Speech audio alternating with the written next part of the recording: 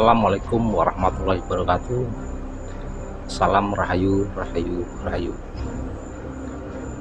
Teman-teman, malam ini kita jumpa lagi dengan Lancaneru ya teman-teman. Channel yang membahas tentang seni, budaya, kehidupan sehari-hari serta wisata. Dan di channel ini juga membahas tentang filosofi dan sejarah Nusantara teman-teman.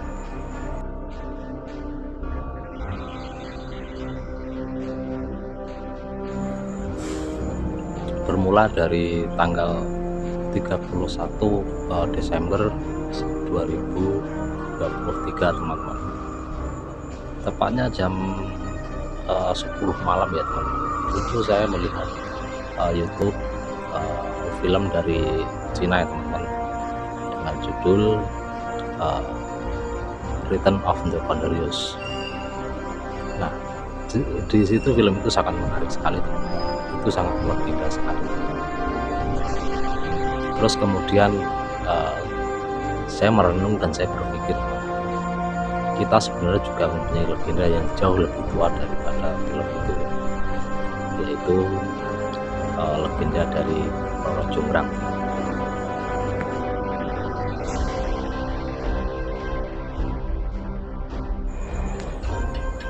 Di dalam legenda Roro Jonggrang itu diceritakan bahwa pada zaman dulu kala teman-teman, itu di tanah Jawa, terutama Jawa Tengah, itu ada sebuah kisah peperangan antar dua kerajaan besar teman-teman, yaitu kerajaan Pengging melawan kerajaan Baka.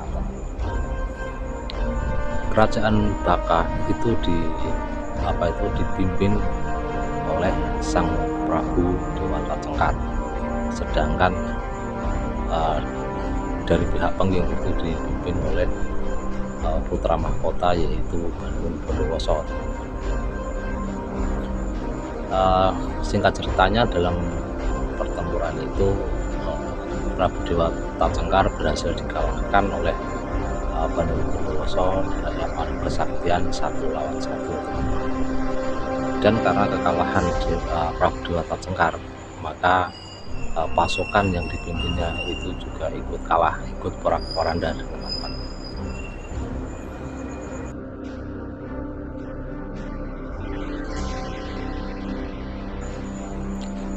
Setelah Prabu Dewata Cengkar berhasil dikalahkan, maka pasukan dari Bandung Bondowoso itu menyerbu ke Baka teman-teman.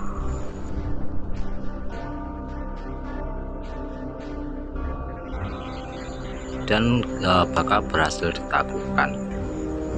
Di dalam istana kerajaan Baka itu tertinggal putri tunggal dari Prabu Dewata Cengkar, yaitu Roro Jonggrang.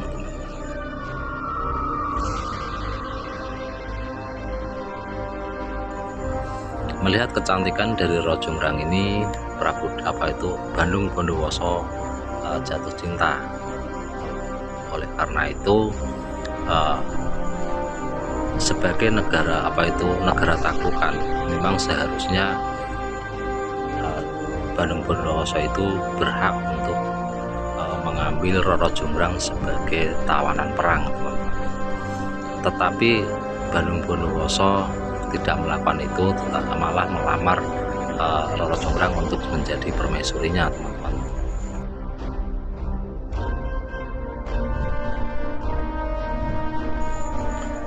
Sebagai seorang anak yang berbakti kepada orang tua, maka Roro Jonggrang tidak mungkin kawin dengan orang yang telah membunuh orang tuanya, teman-teman. Tetapi Roro Jonggrang menyadari bahwa kerajaan Baka telah ditaklukkan oleh Pengging, yaitu oleh Raden Bandung Bondowoso, teman-teman. Oleh karena itu tidak ada pilihan lain. Makanya untuk menolak secara halus, maka Roro Jonggrang itu memberikan syarat kepada Bandung Bondowoso untuk membuatkan 1000 candi sebagai syarat lamaran terhadapnya.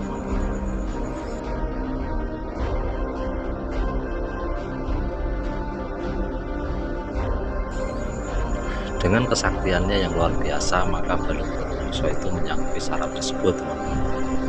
Dalam legenda ini, Bandung Bondowoso Bondowoso dibantu oleh pasukan jin untuk mewujudkan keinginannya dalam membangun 1000 candi. Tetapi dengan akal muslihatnya itu Roro Jonggrang berhasil menggagalkannya dengan cara menyuruh semua kaula di kerajaan Baka untuk menyalakan api di sebelah timur dan juga untuk menumbuk padi menggunakan lesung. Melihat temaram cahaya merah di angkasa timur, teman-teman, maka dengan sendirinya ayam-ayam yang ada di kerajaan Baka itu pada berkokok, dan pasukan jin yang dipimpin oleh Balung Bondowoso itu mengira bahwa hari telah fajar. Maka pekerjaan yang tinggal sedikit itu ditinggalkan begitu saja, sehingga pembangunan candi itu gagal, teman-teman. Menyadari tipu muslihat ini, teman-teman, maka Balung Bondowoso sangat marah sekali dan menemui Roro Jonggrang, mengutuknya, menjadikan Roro Jonggrang itu sebagai hiasan candi yang telah dibangunnya, sehingga Roro Jonggrang itu menjadi arca dan ditempatkan di candi ini, candi yang dikenal dengan sebutan Candi Sewu.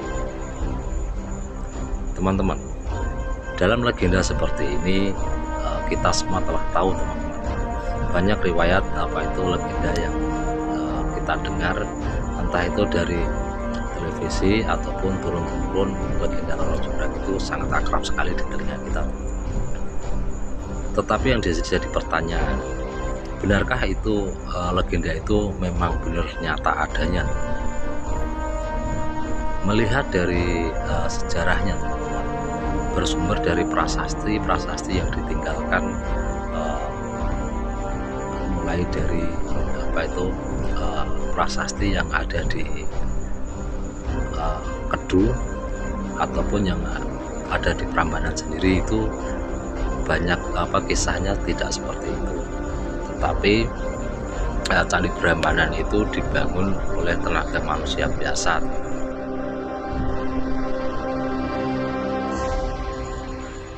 yaitu waktu zaman pemerintahan Rakyat Pikatan dan Pramodawardhani, yaitu untuk sebagai lambang toleransi antara umat Buddha dengan umat Hindu pada waktu itu, teman-teman. Umat Buddha diwakili dengan Candi Borobudur, sedangkan umat Hindu diwakili dengan Candi Prambanan ini, teman-teman.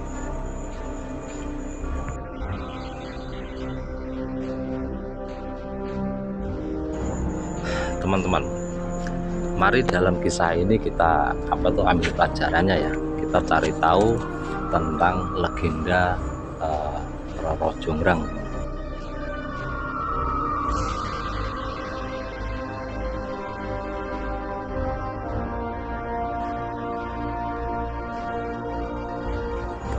Pada zaman itu ketika untuk menyelamatkan budaya dan juga peninggalan ajaran leluhur, teman-teman, itu nenek moyang kita telah memiliki strategi sangat jitu sekali, yaitu membalut segala sesuatunya dengan unsur klenik. Ini sangat ampuh sekali untuk melestarikan budaya yang ada. Sebagai bukti, tidak hanya Candi Prambanan, tetapi hampir semua peninggalan sejarah yang ada di Indonesia itu dibangun dengan legenda atau dongeng, teman-teman.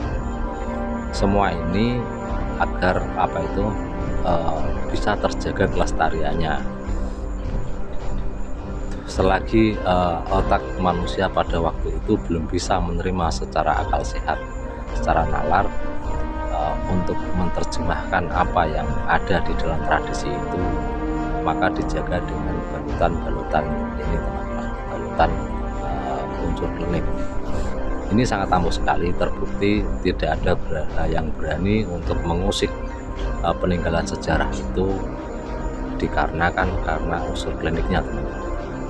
Coba kita bayangkan seandainya tidak ada unsur klinik, sedangkan otak kita belum bisa untuk menerjemahkan apa maksud yang ada di dalam peninggalan-peninggalan ini, teman-teman. Maka kita akan menganggap bahwa batu-batuan ini tidak ada nilainya, teman-teman. Sama dengan batu lain. Dengan begitu maka keberadaan batu-batu ini akan hilang, akan rusak oleh kita sendiri. Tetapi dengan adanya klinik itu kita tidak berani mengotak-atik batu-batu ukir atau batu candi yang ada, sehingga bisa ditemukan oleh para ahli arkeolog untuk diteliti lebih lanjut dan mengurai benang sejarah yang ada. Teman-teman, kita harusnya bangga memiliki bangsa yang besar seperti bangsa Nusantara ini, teman-teman, dengan kelebihan dan kekurangannya. Kita tidak boleh menilai bahwa unsur klinik itu sebagai kelemahan yang dimiliki oleh nenek moyang kita, tapi jadikanlah ini adalah sesuatu yang kelebihan yang tidak dimiliki oleh bangsa lain, sehingga pelestarian budaya dari zaman Mataram kuno, dari abad ke-7 sampai sekarang abad ke-21 ini masih bisa terjaga dengan baik. Itu semua tidak lepas dari unsur klinik yang disematkan atau diselipkan dalam kisah-kisahnya. Teman-teman, sampai di sini kiranya kita bisa belajar banyak dengan sejarah, teman-teman. Sampai jumpa di video selanjutnya. Semoga apa yang saya sampaikan di video ini bisa bermanfaat Desember dan 2023. Jangan lupa untuk dukung channel ini dengan cara like, share, dan subscribe malam ya. Sampai jumpa di video yang akan datang. Wassalamualaikum warahmatullahi wabarakatuh. Film dari Salam Cina dengan judul